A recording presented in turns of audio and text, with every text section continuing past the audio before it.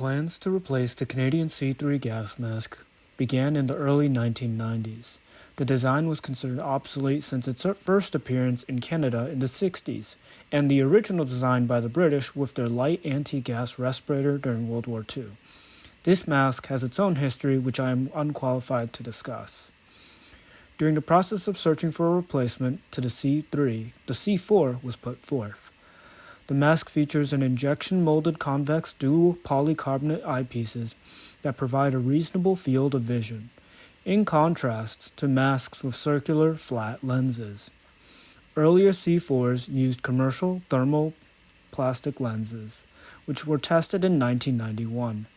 The interior features a translucent drinking tube and a flexible translucent inner oral nasal cup, later being changed to the solid-colored inner oral nasal cups in the finalized iterations of the C4, and were designed to provide the highest dynamic resistance at both applied airflows when compared to other masks such as the S10.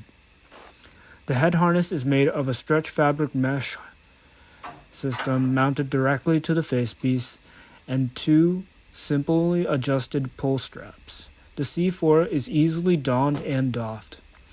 The facepiece is manufactured from a bromobutyl rubber. There is a definite quality change when it came to the C4, the XC4, and the early C4s. The rubber feels thinner, and the filter port and secondary voice emitter is made of plastic, and instead there is a electrostenciling on the voice diaphragm which dates it to 1990. The Canadian C4 was developed by the Defence Research Ottawa, or DREO, and manufactured by Airbus as Canada's fourth-generation chemical biological protective mask. The mask came in three colors: a desert tan pattern, an olive green color, and black. Its filter ports are much sturdier and seem to be made of metal instead. The C4 protective mask came with the carrier, the plastic C7A chemical biological canister, and other accessories that were not featured with this particular kit were the styrofoam face form, and the secondary voice diaphragm key. This key allowed the mask to be switched from left to right-handed users. The carrier features various components from a belt loop, filter storage, atropine slots in an exterior pocket, and a decontamination pouch.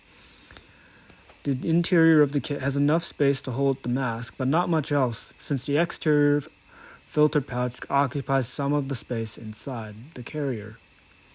Like some of the American masks of the 90s and early 2000s, the C4 is able to switch between the left-handed users and right-handed users, with the help of a conversion tool that would go on the secondary voice diaphragm. Some modifications made to the standard C4 were Velcro patches on the voice diaphragm to allow for a voice projection unit to be placed on the mask. An Air Carew variant called the AC4, which featured a hose similar to the M42 with a blower unit attached to the end of the hose. The AC4 features a cover on the voice diaphragm and a coupling unit for aircraft.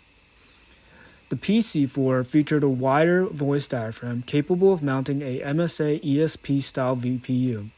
On it was also developed. Changes with the C4 to make it a PC4 include the modifications of the head harness, which would be sewn directly to the facepiece. There would be no other major changes made to this mask. The black C4 is often associated with police and law enforcement, and the gray C4 being issued to Canadian Armed Forces. Various black C4s were issued to Hong Kong during the Freedom Riots of 2019.